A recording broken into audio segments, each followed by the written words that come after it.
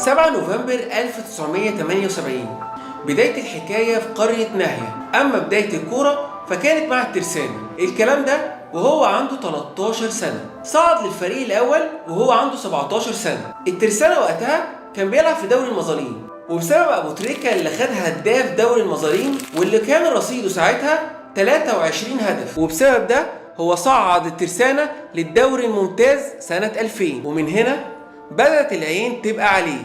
الزمالك والأهلي وأندية تانية كتير جدا كلهم عايزين أبو تريكة، ولكن من حظ أبو تريكة وحظ الأهلي إن الاتنين يكونوا من نصيب بعض. وتحديدا في 16 يناير 2004 أبو تريكة رسميا في النادي الأهلي. وطبعا أنا مش محتاج أتكلم ولا أحكي على اللي حصل من يناير 2004 لغاية ديسمبر 2013.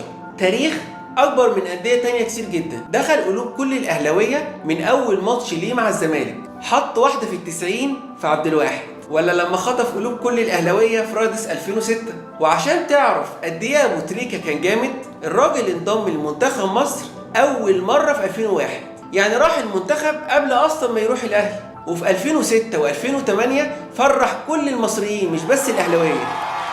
بس في النهاية عايز أقول لكم إن أبو تريكة عظيم وتاريخي وأسطوري، مش عشان حقق أرقام وبطولات. عظمة وجمال أبو تريكة إنه كان شبهنا، وقبل كل ده هو كان إنسان. هي دي المواقف اللي صنعت اسم أبو تريكة. ممكن يجي في يوم من الأيام حد يعمل تاريخ زي تاريخ أبو تريكة، لكن صعب قوي حد يعرف يعوض أبو تريكة الإنسان.